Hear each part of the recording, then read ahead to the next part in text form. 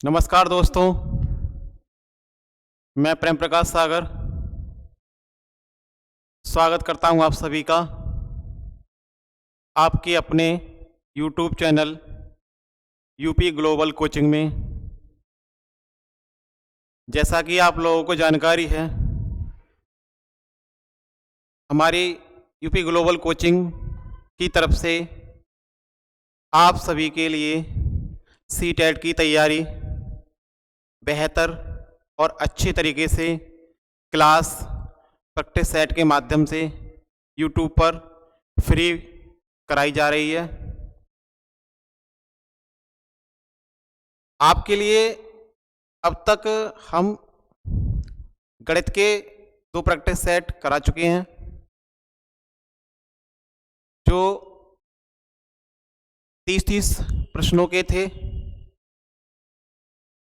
आपके लिए YouTube पर प्रैक्टिस सेट के रूप में वीडियो प्रोवाइड करा दी गई हैं। आज हमारा जो प्रैक्टिस सेट है वो हिंदी का शुरू होने जा रहा है। सीटेट जुलाई 2023 हिंदी प्रैक्टिस सेट 01। लक्ष्य हमारा भाई ये भूलना नहीं है, क्योंकि जिस इंसान का लक्ष्य अगर वो लक्ष्य से भटक जाता है तो मुश्किल है वो लक्ष्य तक पहुंच सके। हमें अपना लक्ष्य याद रखना है। लक्ष्य हमारा वही सीटेट पार, और टारगेट हमारा आज चूंकि हिंदी का प्रैक्टिस सेट पहला है तो 30 में 30 नंबर हमें हासिल करने हैं। यूपी ग्लोबल कोचिंग की पूरी टीम आप लोगों के साथ है। हमारा लक्ष्य है आप लोगों को सीटेट में अच्छे से अच्छे नंबर आपको दिलवाना और मेहनत करने वालों को आने वाली भर्ती में एक सीट आपके नाम कराना। टारगेट हमारा पूरे 30 प्रश्नों के साथ इस वीडियो को खत्म करना है। क्योंकि हिंदी हमारी भाषा है, निज भाषा है, और हिंदी में हमारी अच्छी पकड़ होनी चाहिए। कोशिश ये हो कि 30 में से पूरे 30 प्रश्न हमारे होने चाहिए। हम लोग आपके लिए निःशुल्क और बेहतर से बेहतर क्लास करने की कोशिश कर रहे हैं। मेहनत हमारी है, सफलता आप लोगों की है। वीडियो को आप ज़्यादा से ज़्यादा अपने साथियों तक, जो आपके साथ में हैं तैयारी करने वाले, उनके लिए शेयर कीजिए। और आपके लिए कोई भी समस्या आती है तो अपने कमेंट्स बॉक्स में आप अपना कमेंट्स ज़रूर दीजिए, और चैनल को सब्सक्राइब अवश्य कीजिए। चलिए सेशन को शुरू करते हैं, क्वेश्चन की ओर चलते हैं। देखिए स्क्रीन पर पहला क्वेश्चन आपके सामने है। प्रश्न में कुछ निर्देश दिए गए हैं। निर्देश है प्रश्न 1 से 6 तक नीचे दिए गए पद्यांश को पढ़कर, पद्यांश मतलब ये कविता की कुछ लाइनें हैं, पूछे गए प्रश्नों के सही या सबसे उपयुक्त उत्तर वाले विकल्प को चुनिए। क्योंकि इसमें ऑप्शन जो आते हैं लगभग मिलते जुलते आते हैं, हमें सबसे जो अच्छा ऑप्शन होता है, सबसे बेस्ट उपयुक्त उत्तर वाले विकल्प का चयन करना होता है। देखिए क्या लाइनें दे रखी हैं किसी कविता की। हवा चले अनुकूल तो नावे नौ सिखिए भी खे लेते हैं, सहज डगर पर लंगड़े भी चल बैसाखी से लेते हैं। मिट जाते जो दीप स्वयं रोशन कर लाखों चिरागों को, नमन उन्हें है जो लौटा लाते हैं गई बहारों को। फैला करके हाथ किसी के सम्मुख झुकना आसान है, बहती नदियां से पानी प्यास बुझाना आसान है। नित्य खोद कर कुएं जो सबकी प्यास बुझाते हैं, वही लोग हैं जो सदियों तक जग में पूजे जाते हैं। बड़ी सुंदर लाइनें दी हैं, ये कविता की कुछ लाइनें हैं। इसे आपको पढ़ना है, और पढ़ करके इससे आगे प्रश्न 1 से 6 तक हमें इससे संबंधित प्रश्नों को उनके दिए गए विकल्पों में से सबसे उपयुक्त और सही विकल्प का चयन करना है। चलते हैं प्रश्न की ओर। उम्मीद है आपने इसे पढ़ लिया होगा, और या आप इसका स्क्रीनशॉट ले सकते हैं। चलते हैं पहले प्रश्न की ओर। देखिए प्रश्न पहला आ चुका है स्क्रीन के सामने। प्रश्न पहला है, कवि उन्हें नमन कर रहा है। कवि उन्हें नमन कर रहा है। कवि जिसने ये लाइनें लिखी हैं वो किसे नमन कर रहा है? जो ऑप्शन मतलब विकल्प पहला जो का के रूप में दिया है, दूसरों को प्रेरणा देकर मरते हैं, लाखों दीपक जलाते हैं, लहरों पर नाव चला लेते हैं, सरल मार्गों पर चलते हैं। बताइए इसमें सबसे उपयुक्त विकल्प कौन सा होगा? चलते हैं पीछे की ओर, थोड़ा पद्यांश की लाइनों को देखते हैं। प्रश्न हमारा है कि कवि उन्हें नमन कर रहा है जो, किसे नमन कर रहा है? ये हमें देखना है किसे नमन कर रहा है। देखिए इसमें लिखा है,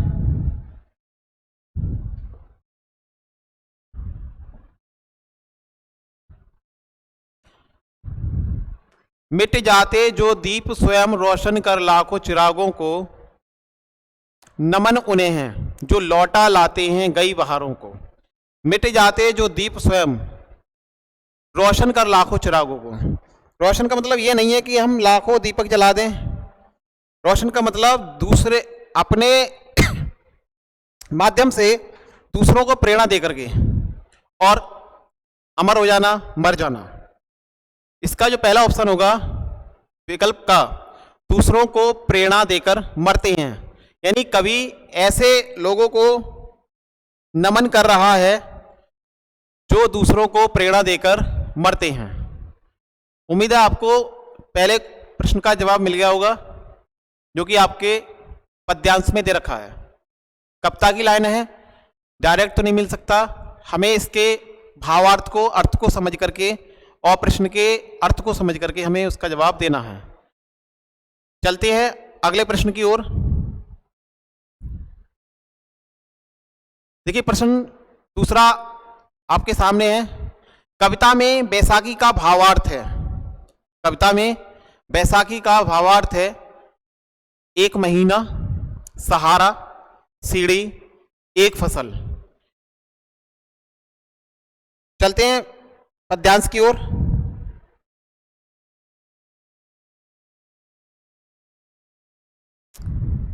सहज डगर पर लंगड़े भी चल बैसाखी से लेते हैं। सहज डगर पर लंगड़े भी चल बैसाखी से लेते हैं। इसका मतलब क्या है कि लंगड़े को क्या चाहिए? एक सहारा चाहिए, और वो सहारा क्या है? उसकी बैसाखी। तो यहां बैसाखी का मतलब क्या है? सहारा। कविता में बैसाखी का भावार्थ है सहारा।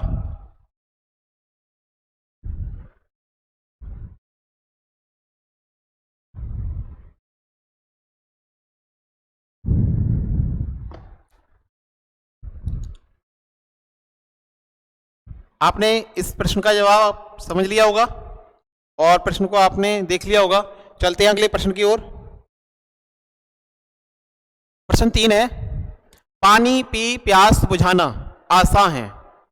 पानी पी प्यास बुझाना आसान है में अलंकार है।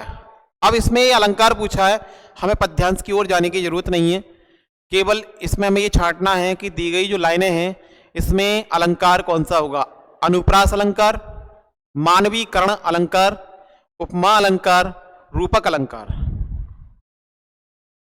देखिए इसमें पानी पी, पा, पा और ये पा वर्ण की आवृत्ति हो रही है, और हम जानते हैं कि जिसमें किसी वर्ण की आवृत्ति बार बार होती है वहां कौन सा अलंकार होता है?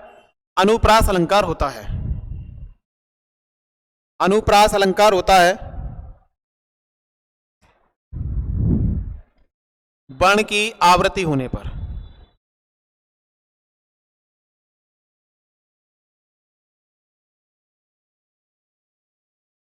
वर्ण की आवृत्ति होने पर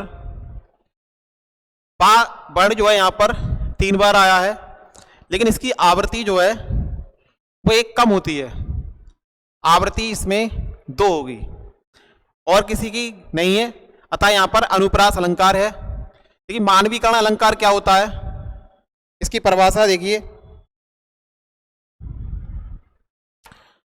मानव के जैसा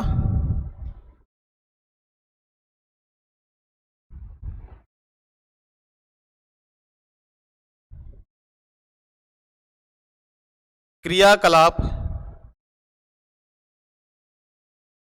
हो या किया जाए, जैसे कलियां मुस्काई,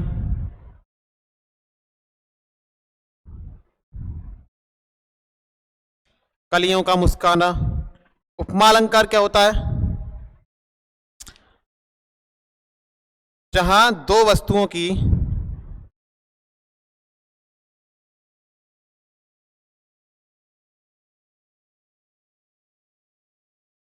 तुलना की जाए,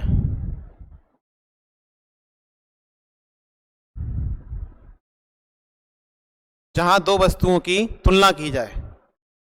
तो तुलना जिसकी होती है उसे उपमेय कहते हैं, जिसकी तुलना होती है उसे उपमेय कहते हैं, और जिससे तुलना होती है उसे उपमान कहते हैं। जैसे इसका उदाहरण, चंद्रमा के समान सुंदर मुख,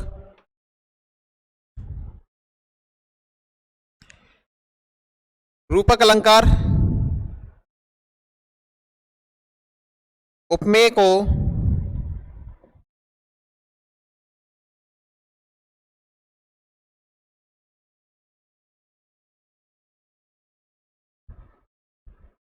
उपमान में दिखाया जाए।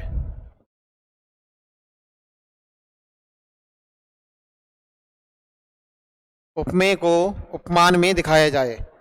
जैसे इसका उदाहरण, बंदो गुरु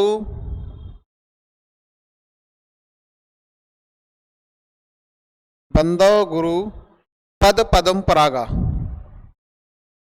पद पदम परागा। बंदो गुरु पद, गुरु के चरण, और पद्म परागा यानी कमल के पराग के समान। रूपक अलंकार जहां उपमेय को उपमान में दिखाया जाए, जैसे बंदो गुरु पद पदम परागा।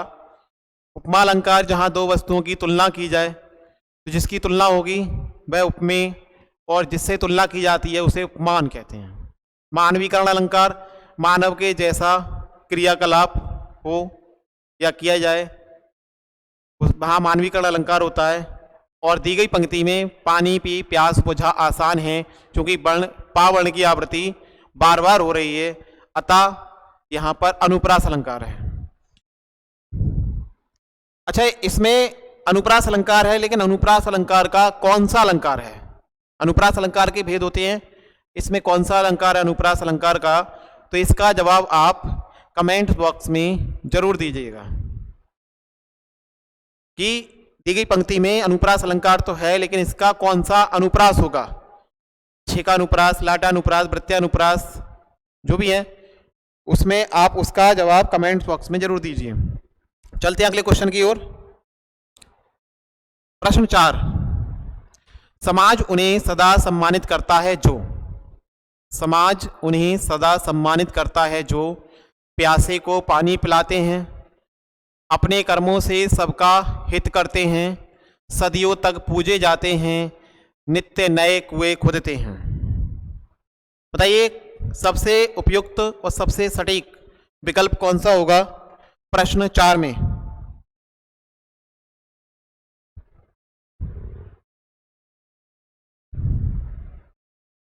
समाज उन्हें सदा सम्मानित करता है, प्यासे को पानी पिलाते हैं।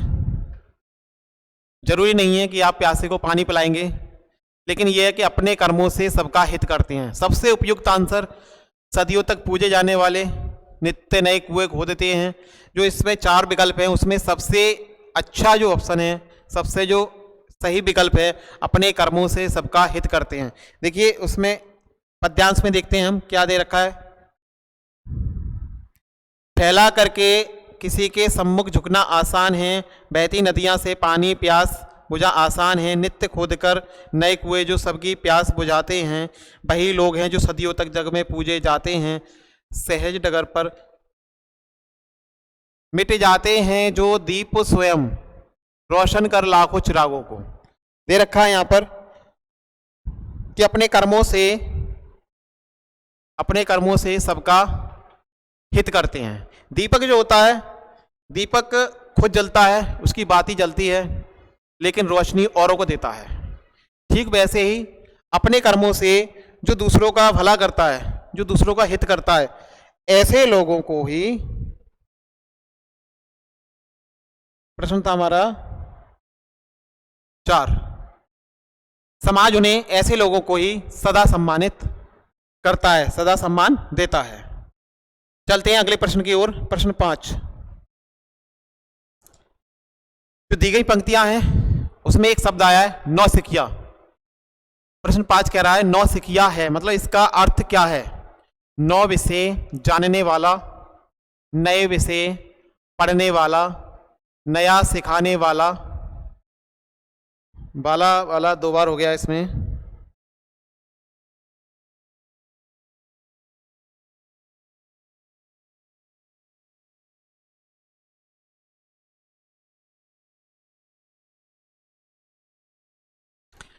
नौसिखिया का अर्थ क्या है? नौ विषय जानने वाला, नए विषय पढ़ने वाला, नया सिखाने वाला, नया सीखने वाला। बताइए क्या अर्थ होगा इसका नौसिखिया का? ना तो 9 विषय जानने वाला होगा वो, नए विषय पढ़ने वाला भी नहीं होगा, नया सिखाने वाला भी नहीं होगा। नौसिखिया का मतलब जो नया सीख रहा हो, यानी नया सीखने वाला। इसका चौथा विकल्प यानी घा विकल्प सही है। चलते हैं अगले प्रश्न की ओर।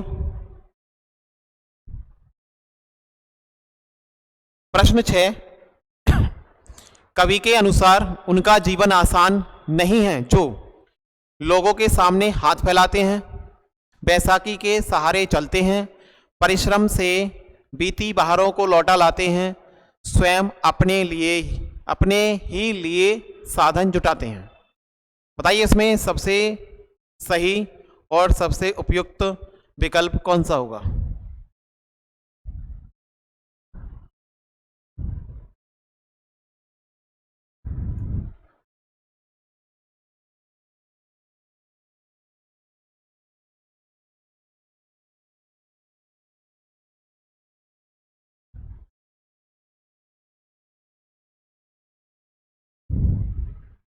लोगों के सामने हाथ फैलाते हैं, ऐसे लोगों का जीवन आसान नहीं है, ये विकल्प नहीं है।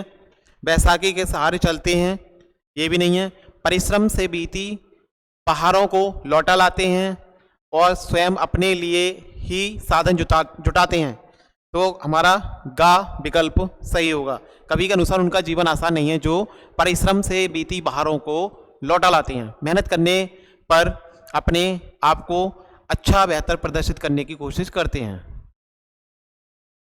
चलते हैं अगले प्रश्न की ओर। प्रश्न 7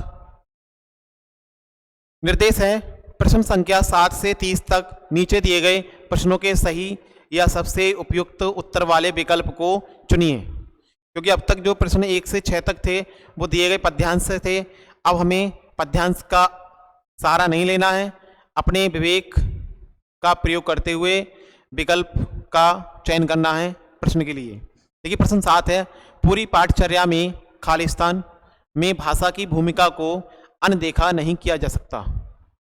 किसे? मूल्य निर्माण, ज्ञान निर्माण, व्याकरण निर्माण, आकलन निर्माण।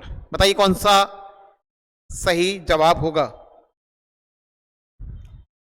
प्रश्न 7 के लिए आंसर बताइए। पूरी पाठचर्या में खालिस्तान में भाषा की भूमिका को अनदेखा नहीं किया जा सकता। मूल्य निर्माण, ज्ञान निर्माण, व्याकरण निर्माण, आकलन निर्माण। इसका जो सही जवाब होगा का विकल्प मूल्य निर्माण।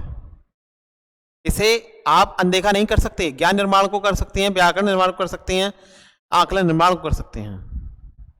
अगला प्रश्न, प्रश्न 8, प्राथमिक कक्षाओं के भाषा शिक्षक होने के नाते आपकी सर्वाधिक महत्वपूर्ण भूमिका है।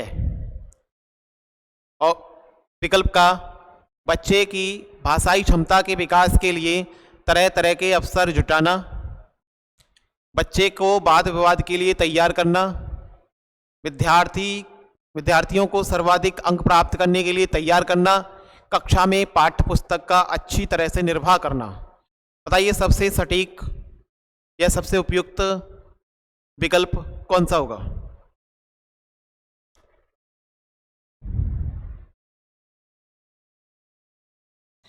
प्रश्न सभी मुख्य प्रश्न हैं, परीक्षा में आए हुए हैं। आप इसे वीडियो को स्किप करके, पॉज करके या स्क्रीनशॉट लेकर के प्रश्नों को जरूर लिख लें ताकि इनकी अच्छी से अच्छी तैयारी कर सकें आप। और वीडियो को ज़्यादा से ज़्यादा लोगों तक शेयर कीजिए, लाइक कीजिए, अपने कमेंट्स जरूर बताते रहिए कि आपके लिए कैसे कैसे प्रश्नों की या कोई टॉपिक है, कोई भी किसी में परेशानी हो रही है तो आप अपनी समस्या जरूर बताइए। हम आपकी समस्या का अच्छे से अच्छे, बेहतर से बेहतर समाधान देने की कोशिश करेंगे। देखिए प्रश्न 8, प्राथमिक कक्षाओं की भाषा शिक्षक, आप भाषा शिक्षक हैं यानी हिंदी भाषा के अध्यापक हैं, तो आप उसकी हैसियत से आपकी सर्वाधिक महत्वपूर्ण भूमिका क्या होगी? बच्चे की भाषाई क्षमता के विकास के लिए तरह तरह के अवसर, बच्चा हिंदी नहीं पढ़ पा रहा है, आपकी भाषा को नहीं पढ़ पा रहा है, तो आप क्या करेंगे? बच्चे को वाद विवाद के लिए तैयार करेंगे? बिल्कुल नहीं। विद्यार्थियों को सर्वाधिक अंक प्राप्त करने के लिए तैयार करेंगे? अरे वो पढ़ ही नहीं पा रहा है तो अंक प्राप्त कैसे कर लेगा वो? कक्षा में पाठ्य पुस्तक का अच्छी तरह से निर्वाह करेंगे। डिपेंड करता है बच्चे पर, और बच्चे के लिए आप जो बच्चा सही जिस चीज को मांग रहा है, बच्चे को जिस चीज की आवश्यकता है, वो जिस तरीके से पढ़ सकता है, आप उसके लिए उसे प्रोवाइड कीजिए, तभी तो बच्चा पढ़ पाएगा। आपके कहने से थोड़ा ही होगा। देखिए विकल्प का, बच्चे की भाषाई क्षमता विकास के लिए हम तरह तरह के अवसर जुटाएंगे, उसे तरह तरह के अवसर देंगे, कहीं ना कहीं बच्चा पढ़ पाएगा, भाषाई क्षमता का उसके अंदर विकास होगा। तो हमारा विकल्प का सही है। देखिए अगले प्रश्न की ओर, प्रश्न 9, कक्षा 2 में पढ़ने वाला रोहित हिंदी की कक्षा में अपनी मातृभाषा में बात करता है। कक्षा 2 में पढ़ने वाला रोहित हिंदी की कक्षा में अपनी मातृभाषा में बात करता है, आप क्या करेंगे?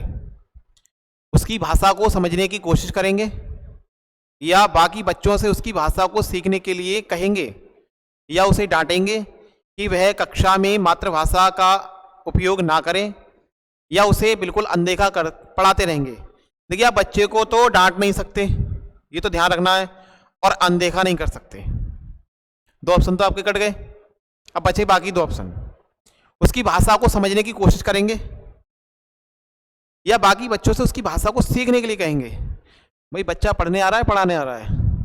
बच्चा पढ़ने आ रहा है तो आप उसकी भाषा को समझिए और उसकी भाषा के अकॉर्डिंग उसे पढ़ाइए। बाकी बच्चों से क्या मतलब? पहला ऑप्शन सही है, दूसरा नहीं। उसकी भाषा को हम समझने की कोशिश करेंगे कि किस भाषा में बच्चा पढ़ना चाह रहा है। चलते हैं अगले प्रश्न की ओर। देखिए स्क्रीन पर प्रश्न 10, पढ़ना सीखने के लिए कौन सा उपकौशल अनिवार्य नहीं है? पढ़ना सीखने के लिए, क्योंकि सीखना एक गुण है जो बच्चा जन्म से कुछ ना कुछ सीखता जरूर है, और जब स्कूल जाएगा तो पढ़ना सीखेगा। तो पढ़ना सीखने के लिए कौन सा उपकौशल अनिवार्य नहीं है? अनिवार्य नहीं है ये देखना में भावनात्मक संबंध, वर्णमाला याद करने का कौशल, अनुमान लगाने का कौशल, भाषा की संरचना की समझ। देखिए भावनात्मक समझ, भावनात्मक संबंध होना चाहिए, ये अनिवार्य है।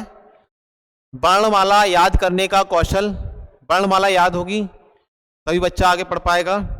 भाषा की संरचना की समझ होनी चाहिए। अनुमान लगाने का कौशल, ये हमारा उपकौशल नहीं है। अनुमान लगाने का, जो कि कहते हैं तुक्का लगाने का, ये उपकौशल अनिवार्य नहीं है। चलते हैं अगले प्रश्न की ओर। प्रश्न 11,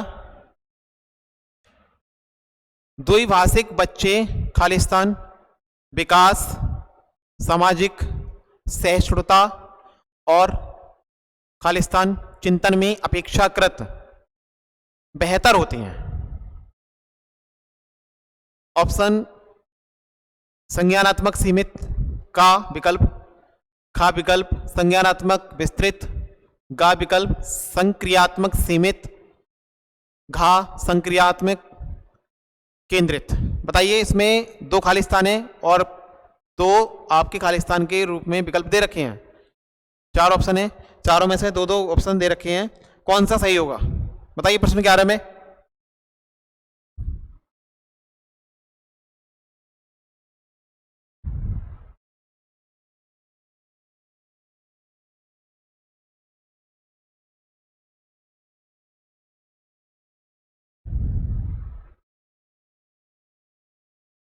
देखिए, इसका जो जवाब होगा संज्ञानात्मक विस्तृत।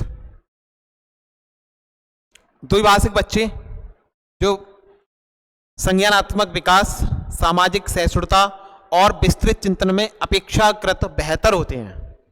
अगर ये शब्द इसमें भर दिए जाएं तो इसका अर्थ हमें सही लगेगा। इसका जो विकल्प होगा संज्ञानात्मक और विस्तृत। चलते हैं अगले प्रश्न की ओर। प्रश्न 12, निम्नलिखित में से हम किसके अभाव में पढ़ नहीं सकते?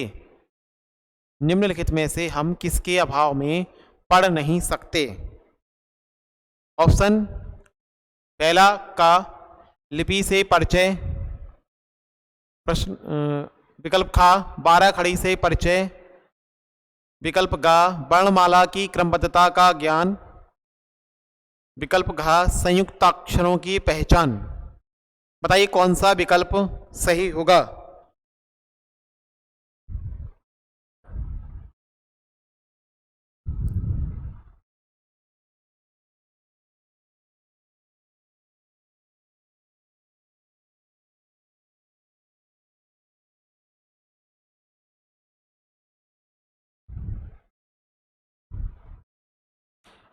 स्टार्टिंग किससे होगी? क्योंकि लिपि का मतलब क्या होता है? अक्षर। अक्षर की जानकारी होनी चाहिए, लिपि की जानकारी होनी चाहिए। 12 खड़ी से परिचय, ये आगे की चीजें हैं। वर्णमाला की क्रमबद्धता, ये भी आगे का ज्ञान है। और संयुक्त अक्षरों, ये भी आगे का। यानी स्टार्टिंग जो होनी चाहिए वो बच्चे के लिए लिपि से परिचय जरूर होना चाहिए। इसके अभाव में हम आगे पढ़ नहीं सकते। यही हमसे पूछा है, निम्नलिखित में से हम किसके अभाव में पढ़ नहीं सकते? तो हमारा सही जवाब होगा विकल्प का लिपि से परिचय। चलते हैं अगले प्रश्न की ओर। प्रश्न 13, भाषा और विचारों के संबंधों की चर्चा में अग्रणी कौन है? भाषा और विचारों के संबंधों की चर्चा में अग्रणी कौन है? हमारे जीन पियाजे, स्किनर, चॉम्स्की, वाइगोत्स्की। बताइए इसमें सही जवाब क्या होगा?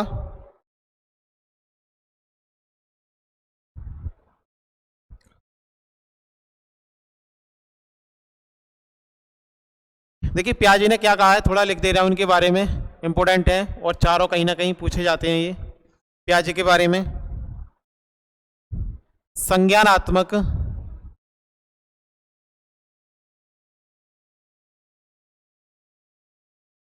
विकास,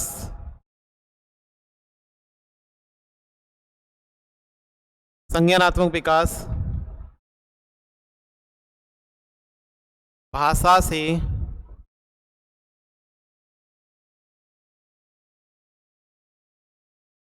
स्वतंत्र है। संज्ञानात्मक विकास भाषा से स्वतंत्र है और विचार भाषा को निर्धारित करते हैं। और विचार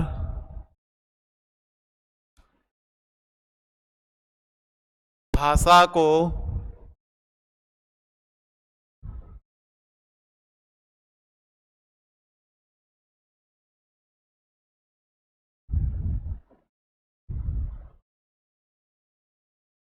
निर्धारित करते हैं। स्किनर क्या कहते हैं? स्किनर ने जो नियम दिया है क्रिया प्रसूत का नियम,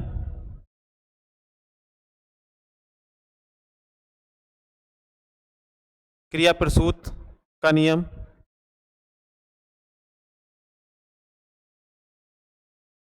इन्होंने इसके माध्यम से व्यवहार में परिवर्तन तथा व्यवहार को सीखने के लिए एक प्रक्रिया होती है। व्यवहार में परिवर्तन तथा व्यवहार को सीखने के लिए एक प्रक्रिया होती है जिसे क्रिया प्रसूत का नियम स्किनर ने दिया है। चॉम्स्की क्या कहते हैं? देखिए चॉम्स्की के बारे में, बालक में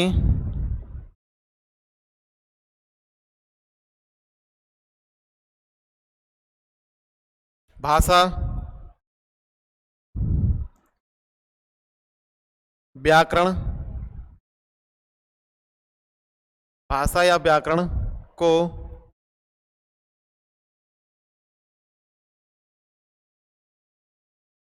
सीखने की क्षमता जन्मजात होती है।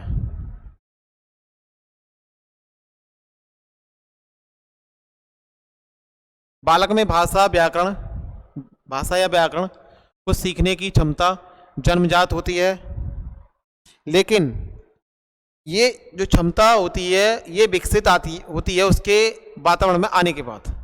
जैसा वो वातावरण में रहता है वह बाकी भाषा को और व्याकरण को सीखने लगता है। ये चॉम्स्की कहते हैं कि बालक में भाषा व व्याकरण को सीखने की क्षमता जन्मजात होती है, लेकिन वातावरण में आने पर उसकी जो क्रियाएं होती हैं वो उसी के हिसाब से उसे सीखने लगता है। वाइगोत्स्की क्या कहते हैं? संज्ञानात्मक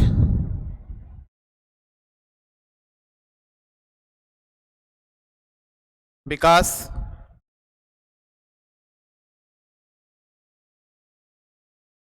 में भाषा और चिंतन का प्रमुख स्थान है।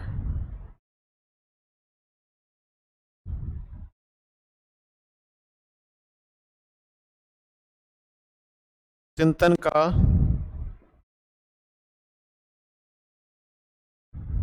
प्रमुख स्थान है। वाइगोत्स्की कहते हैं कि संज्ञानात्मक विकास में भाषा और चिंतन का प्रमुख स्थान है। अब मैं आशा करता हूं कि आपको आपके प्रश्न के हिसाब से विकल्प मिल गया होगा। कौन सा विकल्प सही होगा?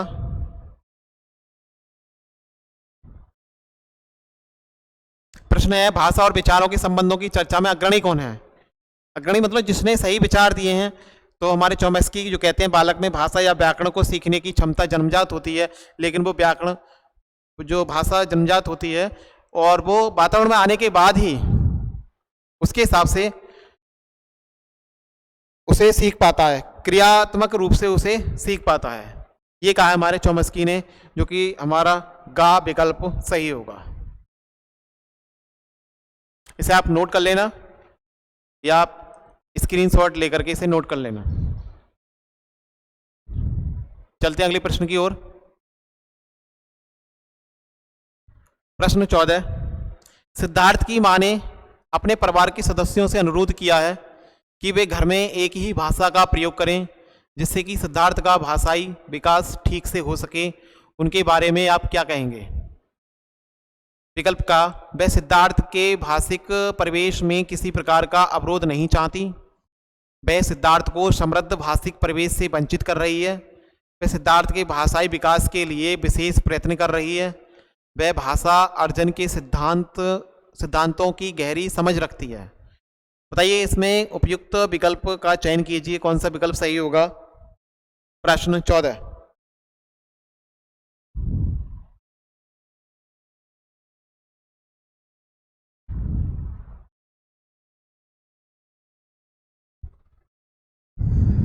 सिद्धार्थ की मां ने अपने परिवार के सदस्यों से अनुरोध किया है कि वे घर में एक ही भाषा का प्रयोग करें जिससे कि सिद्धार्थ का भाषाई विकास ठीक से हो सके। इसके बारे में उसकी मां जो कहना चाहती है वह सिद्धार्थ के भाषिक प्रवेश से किसी प्रकार का अवरोध नहीं चाहती।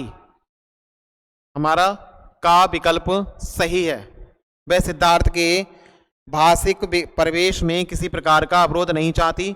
खा जो कह रहा है हमसे, वह सिद्धार्थ को समृद्ध भाषिक प्रवेश से वंचित कर रही है, ऐसा नहीं है। वह सिद्धार्थ के भाषाई विकास के लिए विशेष प्रयत्न कर रही है। भाई प्रयत्न को क्या कर रही है? बच्चा सीख रहा है, क्योंकि बच्चा वातावरण से सीखता है। वह भाषा अर्जुन के सिद्धांतों की गहरी समझ रखती है, उसे जानकारी क्या है कि सिद्धांत क्या होते हैं, लेकिन उसे इतना पता है कि अगर हम बच्चे के सामने जिस भाषा का प्रयोग करेंगे, जैसी भाषा बोलेंगे, वैसी ही भाषा बच्चा बोलने लगेगा।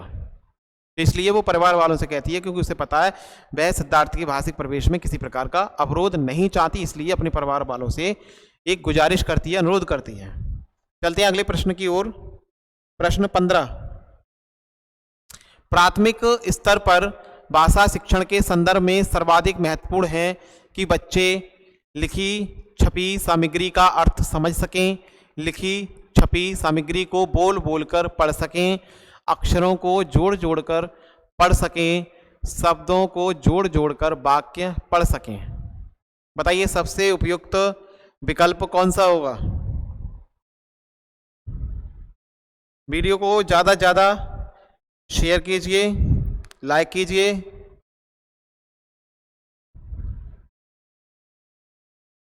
हम आपके साथ हैं, आपके लिए बेहतर से बेहतर करने की कोशिश करेंगे। अपनी समस्याएं जरूर बताइए,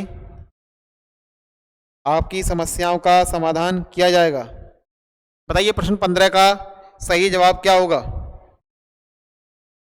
प्राथमिक स्तर पर भाषा शिक्षण के संदर्भ में सर्वाधिक महत्वपूर्ण है कि बच्चे लिखी छपी सामग्री का अर्थ समझ सकें का विकल्प सही होगा, ना कि लिखी छपी सामग्री को बोल बोल कर पढ़ सकें, अक्षरों को जोड़ जोड़ कर पढ़ सकें, शब्दों को जोड़ जोड़ कर वाक्य पढ़ सकें। हमारा का विकल्प सही है। चलते हैं अगले प्रश्न की ओर। प्रश्न 16, प्राथमिक स्तर पर लेखन क्षमता के संदर्भ में सर्वाधिक महत्वपूर्ण क्या है? वर्तनी, मौलिक विचार, श्रुतलेख, सुलेख। देखिए वर्तनी क्या होती है? वर्तनी का मतलब होता है लिखने की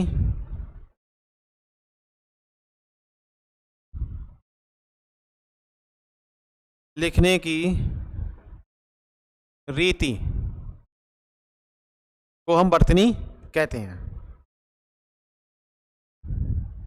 और वर्तनी को अक्षर भी कहते हैं। मौलिक विचार क्या होते हैं? मौलिक विचार दूसरों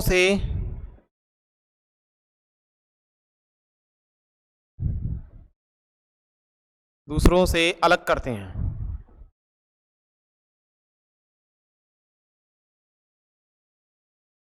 दूसरों से अलग करते हैं, और दूसरा अलग करते हैं या व्यक्ति को श्रेष्ठ बनाते हैं। व्यक्ति को श्रेष्ठ बनाते हैं, मौलिक विचारों से ही श्रेष्ठ बनता है। श्रुतलेख क्या होता है?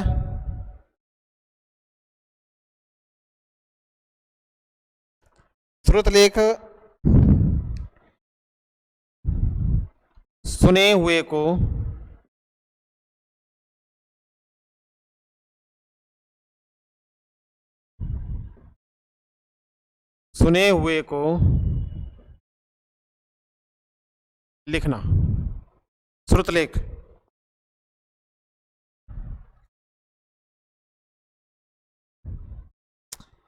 सुलेख का मतलब क्या होता है? साफ साफ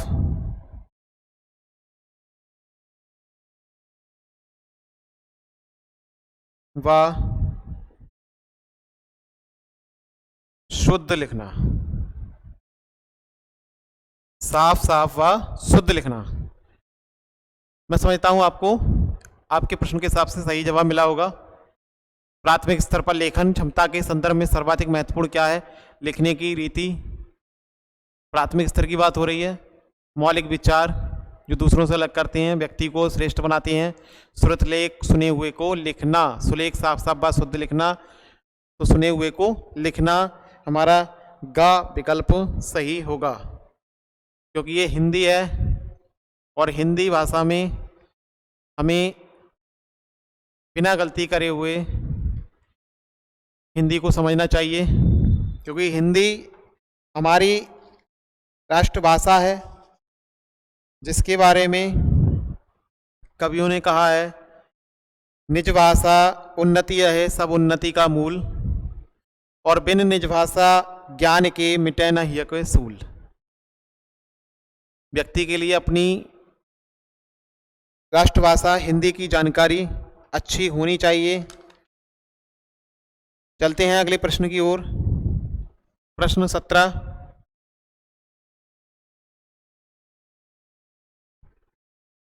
प्रश्न 17, निम्नलिखित में से कौन सी गतिविधि श्रवण एवं वचन कौशलों के विकास के लिए सर्वाधिक उपयुक्त होगी? विकल्प का रेडियो समाचार सुनाना, विकल्प खा कहानी सुनाकर उस पर बच्चों की प्रतिक्रिया जानना, हाव भाव के साथ कविता बुलवाना, प्रश्नोत्तर सत्र आयोजित करना। बताइए सही विकल्प कौन सा होगा? निम्नलिखित में से कौन सी गतिविधि श्रवण एवं वचन, श्रवण मतलब उसे सुनाना और वचन उससे बुलवाना, उसे सिखाने के लिए, उससे ये चीज़ सिखाने के लिए और उसे ऐसा विकास करने के लिए आप सबसे अच्छा तरीका कौन सा अपनाएंगे? क्या रेडियो समाचार सुनाएंगे बच्चे के लिए? बिल्कुल नहीं। हाव भाव के साथ कविता बुलवाना? नहीं। प्रश्नोत्तर सत्र आयोजित करना? हमें रटवाना नहीं है। कहानी सुनाकर उस पर बच्चों की प्रतिक्रिया जानना, पहले बच्चे को कहानी सुनाइए और कहानी संबंधित उससे प्रश्न की जानकारी लीजिए, तो इससे बच्चे की प्रतिक्रिया पता चलता है कि बच्चा कितना सीखता है कितना नहीं सीखता। तो कहानी सुनाकर उस पर बच्चों की प्रतिक्रिया जानना, ये इसका सही विकल्प होगा। चलते हैं अगले प्रश्न की ओर। प्रश्न 18, बाणी खालिस्तान होती है और लिखित भाषा की तुलना में काफी तेजी से बदलती रहती है।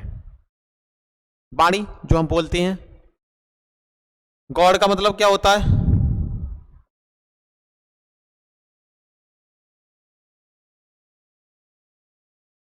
गौड़ का मतलब जो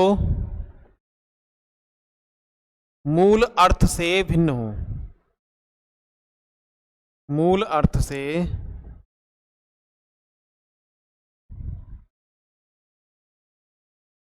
गौड़ का मतलब जो मूल अर्थ से अलग हो। स्थिर का मतलब, स्थिर का अर्थ क्या है? जब कोई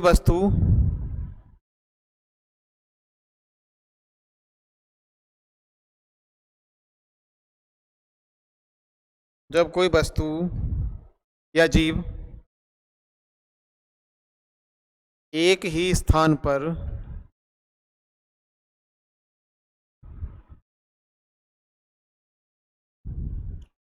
बिना हिले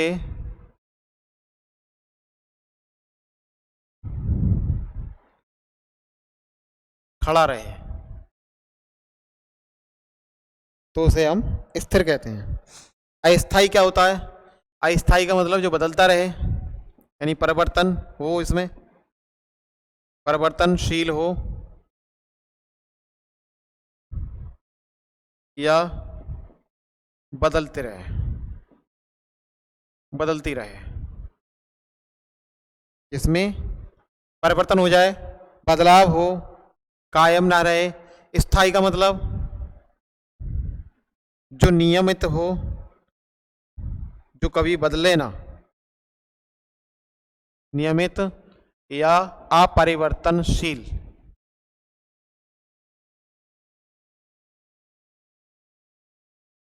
देखिए चारों का अर्थ मैंने बता दिया। अब आप समझ सकते हैं कि बाणी कैसी होती है।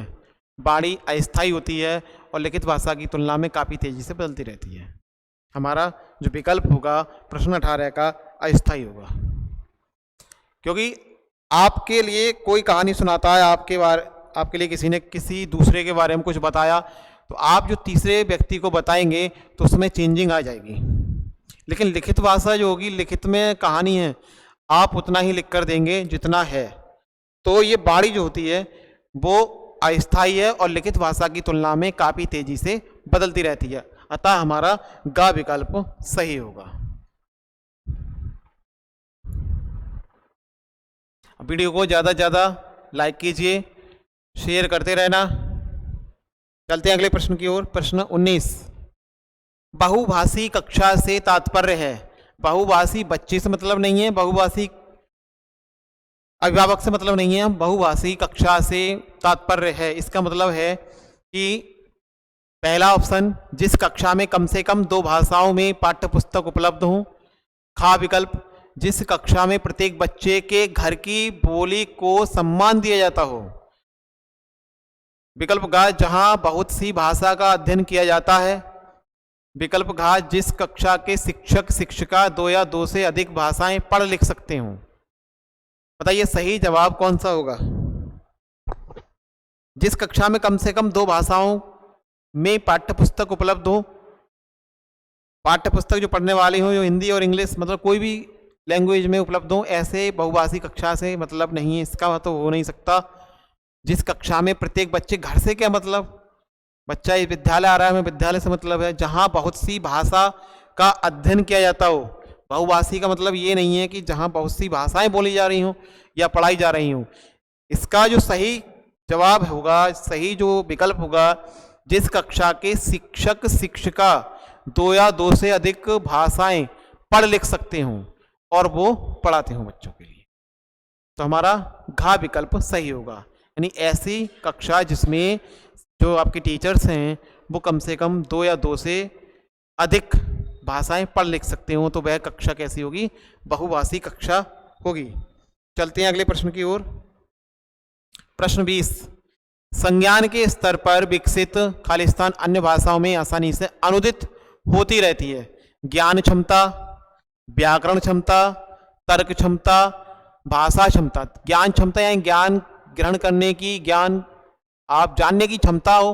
व्याकरण की क्षमता, तर्क करने की क्षमता, भाषा समझने की क्षमता।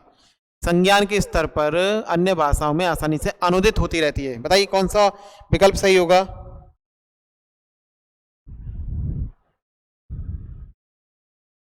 अनुदित का मतलब अकथनीय, जो कहने योग्य ना हो।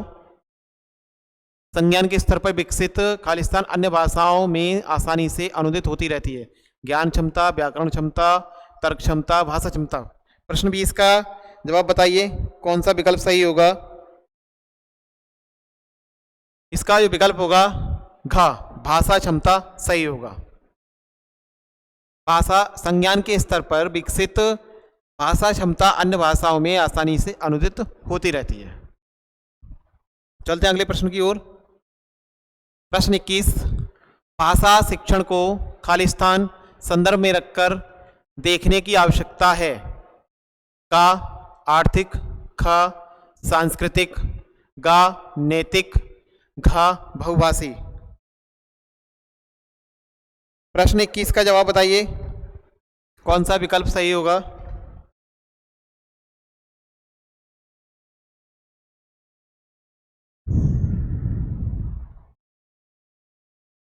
आर्थिक का मतलब जो रुपए पैसे, मोह लोभ लालच संकट। सांस्कृतिक हमारे कल्चरल से होता है, संस्कृति से उत्पन्न होते हैं या संस्कृति से संबंधित। नैतिकता, बहुभाषी अभी बताया था। बहुभाषी का मतलब भाषा शिक्षण को बहुभाषी संदर्भ में रखकर देखने की आवश्यकता है। बहुभाषी जिसे जहां 2 या 2 से अधिक भाषाओं का प्रयोग किया जाए। अगले प्रश्न की ओर। प्रश्न 22, मनोविज्ञान का संधि विच्छेद है। मनोधन विज्ञान, मनाधन विज्ञान, मन धन विज्ञान, मनोधन विधन विज्ञान। बताइए इसमें सही विकल्प कौन सा होगा।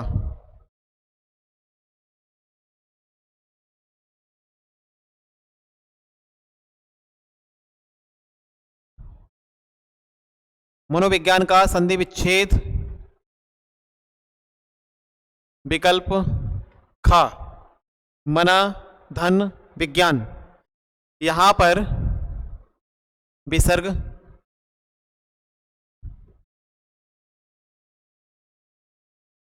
जिसे ये विसर्ग होते हैं, विसर्ग के साथ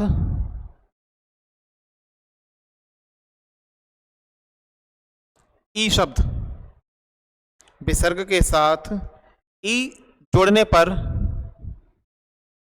ओ का परिवर्तन हुआ है।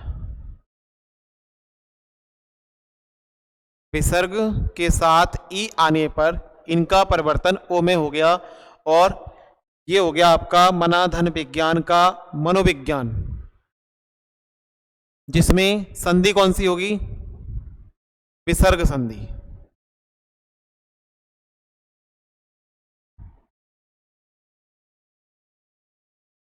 संधि होगी विसर्ग संधि।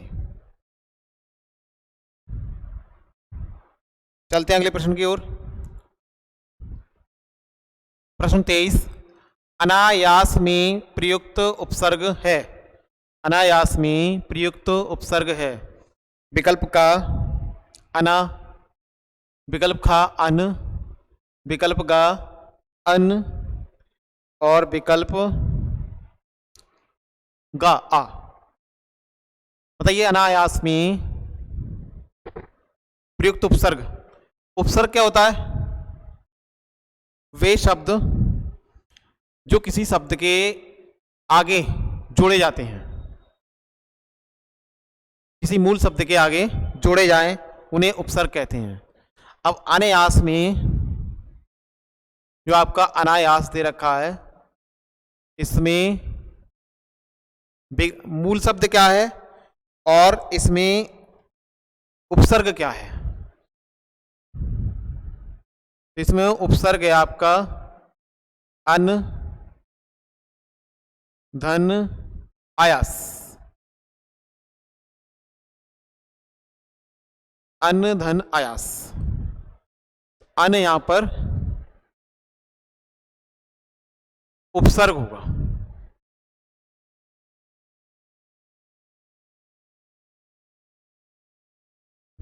उपसर्ग का मतलब किसी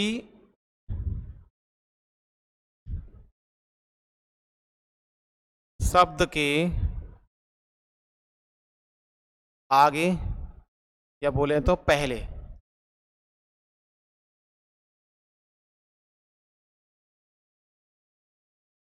जुड़ा हो, उसे उपसर्ग कहते हैं। किसी शब्द के आगे या पहले जुड़ा हो वह उपसर्ग कहलाता है। अनायास में जो उपसर्ग होगा वो अन होगा। चलते हैं अगले प्रश्न की ओर। प्रश्न 24, नीलकंठ में प्रयुक्त समास है।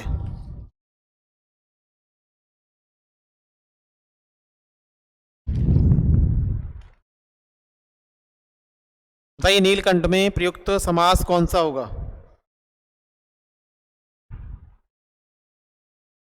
बहुब्रीहि समास, कर्मधारय समास, द्विगु समास, द्वंद्व समास।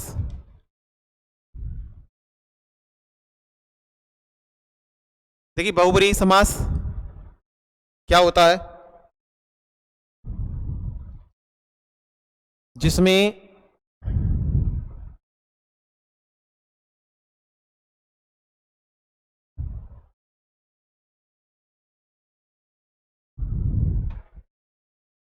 जिसमें दोनों पदों के माध्यम से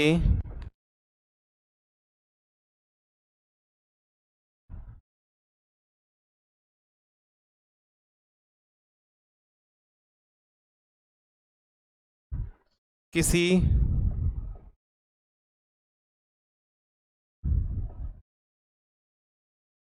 तीसरे का बोध हो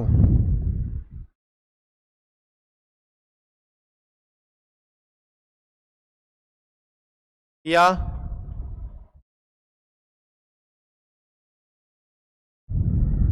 पर्यायवाची शब्द,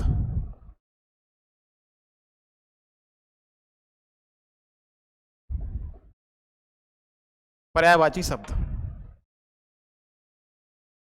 जैसे नीलकंठ दे रखा है, इसमें जो नीलकंठ है, नीलकंठ किसके लिए कहा जाता है?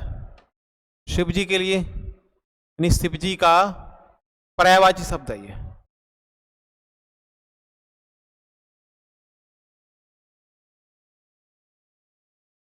शिव जी का पर्यायवाची है। विकल्प हमारा का सही है। नीलकंठ में प्रयुक्त समास बहुब्रीहि समास, जिसमें दोनों पदों के माध्यम से किसी तीसरे का बोध हो, किसी तीसरे की जानकारी मिले, या किसी शब्द का पर्यायवाची शब्द हो। जैसे नीलकंठ, नीलकंठ शिव जी का पर्यायवाची शब्द है। कर्मधारय समास क्या होता है? देखिए इसमें कर्मधारय में पूर्व पद विशेषण जो विशेषता बताए, और उत्तर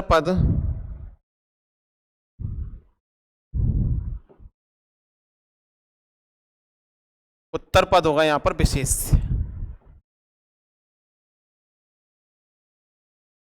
जैसे नीलकमल,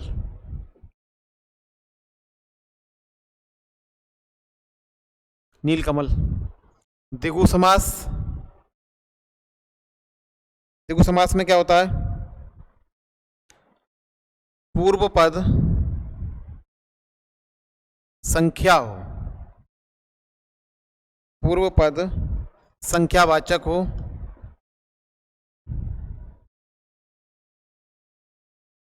जैसे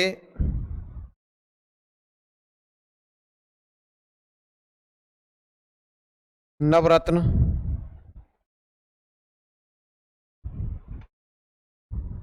नवरत्न,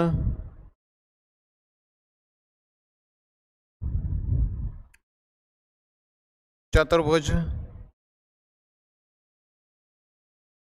नवरत्न का मतलब नौ रत्नों का समूह, चतुर्भुज चार भुजाओं की से घिरे आकृति। द्वंद्व समास, इसमें क्या होता है? इसमें दोनों पद प्रधान होते हैं, पूर्व पद और उत्तर पद दोनों पद प्रधान होते हैं। प्रधान का मतलब प्रधानता दी जाती है, दोनों की प्रधानता होती है, और योजक चिन्ह का प्रयोग किया जाता है। बीच में योजक चिन्ह मिलेगा, जैसे आपका माता पिता, दिन रात, सुख दुख आदि। तो मैंने आपको चारों समास के बारे में बता दिया,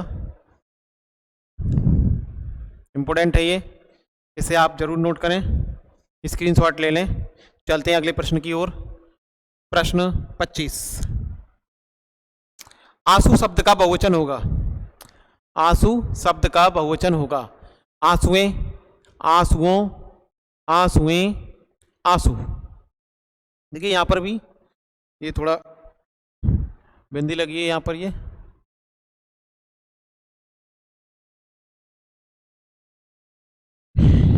आंसू शब्द का बहुवचन तो आपको जानकारी होगी।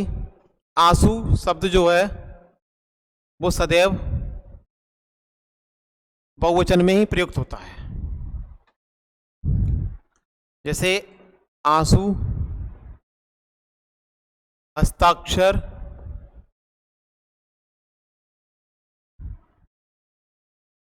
प्राण, सदैव,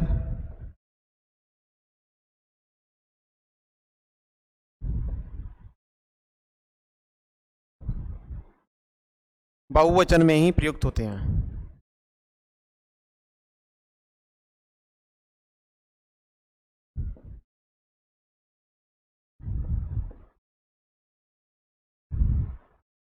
आंसू, हस्ताक्षर, प्राण सदैव बहुवचन में ही प्रयुक्त होते हैं, अतः यहां पर घा विकल्प सही होगा। प्रश्न 25 का अगला प्रश्न, प्रश्न 26,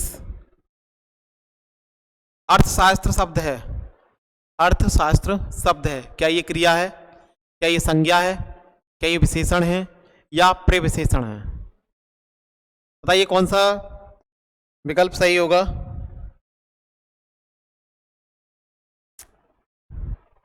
26 का आंसर बताइए।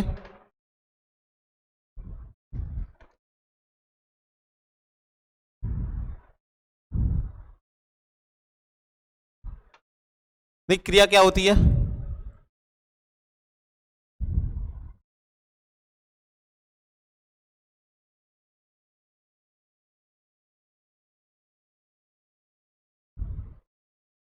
वाक्य में जिस शब्द से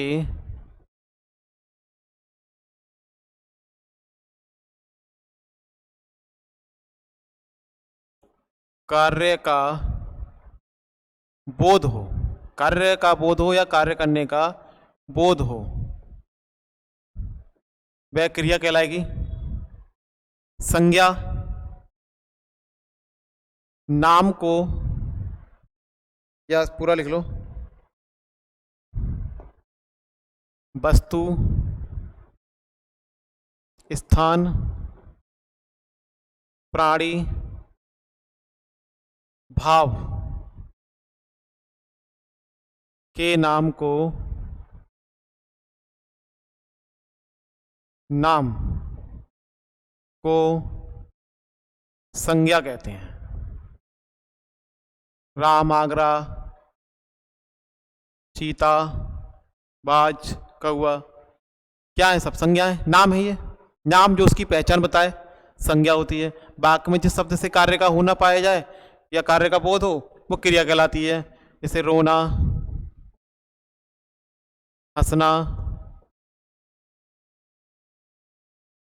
लिखना, ये सब क्या है? क्रिया है। विशेषण क्या है? जो किसी की विशेषता बताएं, यानी वे शब्द जिनसे किसी की विशेषता का पता चले, जो किसी की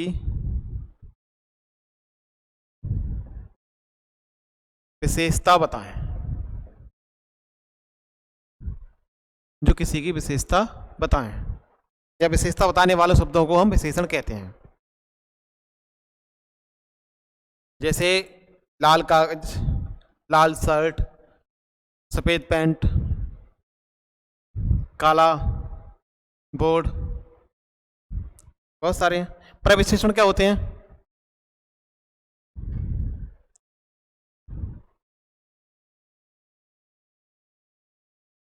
कोई विशेषण किसी विशेषण से पहले हो,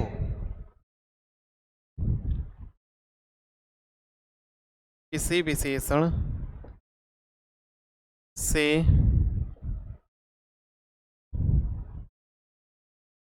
विशेषण से पहले हो तो वह आपका प्रविशेषण कहलाएगा। जैसे इसका उदाहरण बता रहा हूं, जैसे बहुत मोटी किताब, किताब यहां पर क्या है? संज्ञा हो गई। किताब संज्ञा हो गई। मोटी विशेषण,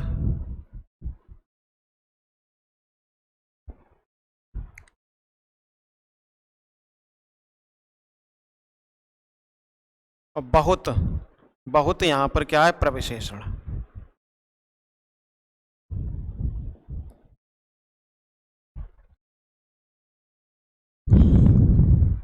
तो समझ में आ गया होगा। अब यहां पूछा है अर्थशास्त्र शब्द क्या है, तो अर्थशास्त्र जो शब्द है, देखिए यहां पर मैंने इसे डार्क इसे कर दिया था, इसे नाम, वस्तु, स्थान, प्राणी, भाव के नाम को संज्ञा कहते हैं। तो अर्थशास्त्र क्या है? एक नाम है, और नाम किसके अंतर्गत आते हैं? संज्ञा के अंतर्गत आते हैं। अतः यहां पर ऑप्शन जो होगा हमारा वो खा विकल्प सही होगा। प्रश्न 26,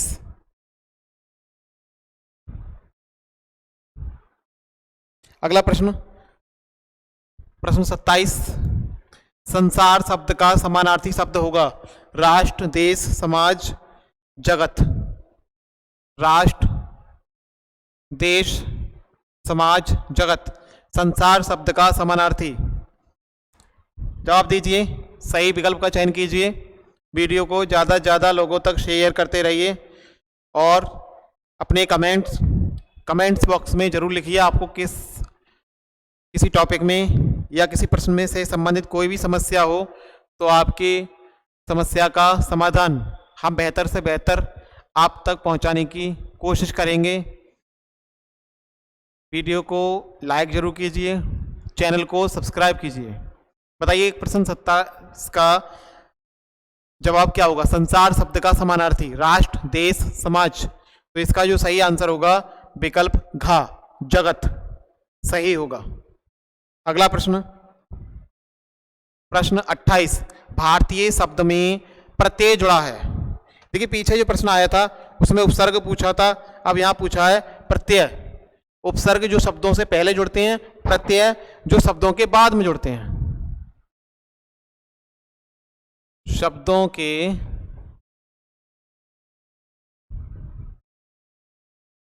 बाद जुड़ते हैं।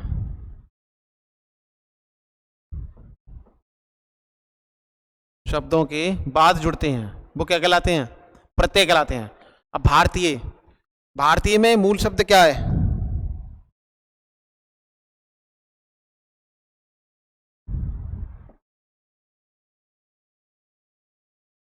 भारतीय में मूल शब्द निकाल लीजिए। भारत, धन, ये भारतीय, भारत, धन, ये। तो इसमें जो मूल शब्द मतलब जो प्रत्यय पूछा है वो आपका गा विकल्प सही है। प्रश्न 28 का गा विकल्प ये सही है। भारतीय शब्द में प्रत्यय ये है। प्रश्न 29, अगले प्रश्न की ओर चलते हैं। प्रश्न 29, बुढ़ापा शब्द में संज्ञा है, बताइए कौन सी है? जातिवाचक संज्ञा, भाववाचक संज्ञा, व्यक्तिवाचक संज्ञा, द्रव्यवाचक संज्ञा। बुढ़ापा शब्द में संज्ञा है, कौन सी संज्ञा है? जातिवाचक संज्ञा, भाववाचक संज्ञा, व्यक्तिवाचक संज्ञा, द्रव्यवाचक संज्ञा। अपने प्रश्न का जवाब अच्छे से अच्छे विकल्प का चयन कीजिए, बताइए कौन सा सही होगा।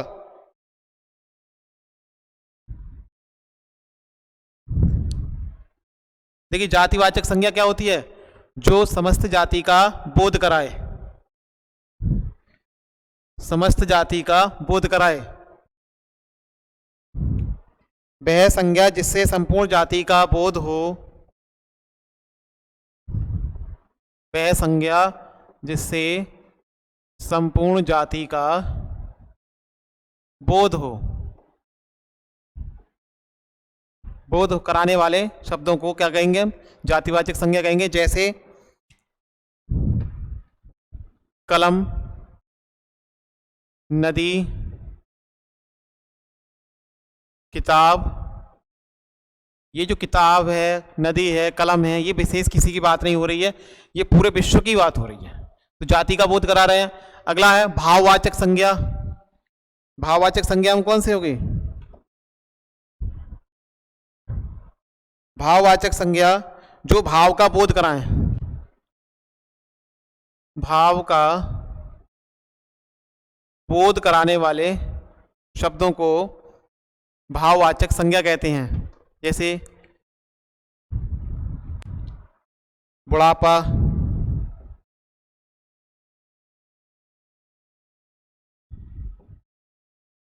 बचपन,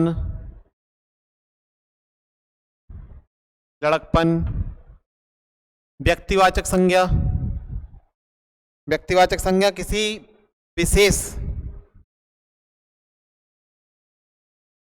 विशेष के बारे में कहा जाए।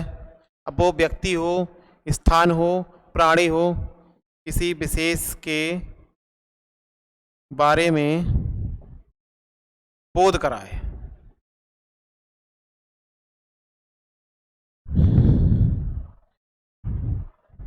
जैसे राम, सीता आदि। और द्रव्यवाचक संज्ञा जिसे मापा जा सके या तोला जा सके, जिसे मापा या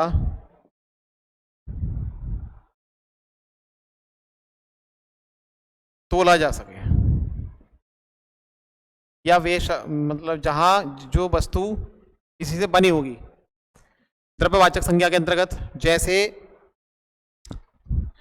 सोना, तेल, घी आदि। तो हमसे पूछा है बुढ़ापा शब्द में संज्ञा। बुढ़ापा क्या है?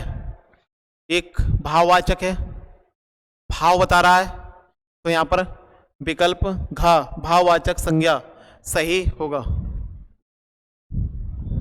चलते हैं हमारे अगले प्रश्न, जो कि अंतिम प्रश्न है, प्रश्न 30, इस कक्षा का अंतिम प्रश्न। प्रश्न 30 है, कक्षा में प्रथम आने के लिए आवश्यक क्या है? कक्षा में प्रथम आने के लिए आवश्यक है शुरू से नियमित पढ़ाई करना, खेल कूद छोड़ देना, रात दिन पढ़ाई करना, पढ़ाई के दिनों परिश्रम करना। कक्षा में प्रथम आने के लिए आवश्यक है शुरू से नियमित पढ़ाई करना, शुरू से नियमित पढ़ाई करना, ना कि खेल कूद छोड़ देना, रात दिन पढ़ाई करना और पढ़ाई के दिनों परिश्रम करना। तो इसका जो सही और सबसे उपयुक्त विकल्प जो होगा वो शुरू से नियमित पढ़ाई करना सही है। तो ये था हमारा हिंदी सीटेट जुलाई 2023 का प्रैक्टिस सेट पहला है ये। तो हमारी क्लासें और प्रैक्टिस सेट आपको अगली जल्द से जल्द मिलेगी। और आपके लिए कोई भी समस्या हो या किसी भी विषय की आप क्लास चाह रहे हैं, किसी विषय का आप प्रैक्टिस सेट चाह रहे हैं, तो अपने कमेंट्स बॉक्स में या हमारे टेक्स्ट बॉक्स पर आ रहे व्हाट्सएप नंबर पर कॉल करके, SMS करके या व्हाट्सएप कमेंट किसी के माध्यम से आप अपने सुझाव जरूर दें और हमारे साथ जुड़े रहिए। हम आपका अच्छे से अच्छे सीटेट में और आने वाली भर्ती में एक सीट आपके नाम कराएंगे। हमारी टीम आपके साथ है। Thanks for watching. धन्यवाद, नमस्कार, जय हिंद, जय भारत।